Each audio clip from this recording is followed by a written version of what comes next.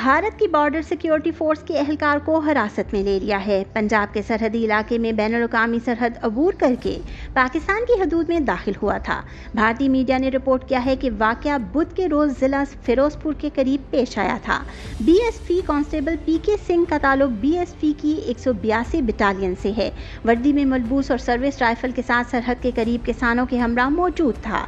पाकिस्तानी हुकाम ने भारतीय फौज के एहलकार को फौरी तौर पर तहवील में ले लिया और वाक़े से मुतालिक भारतीय हुकाम को मुतला किया।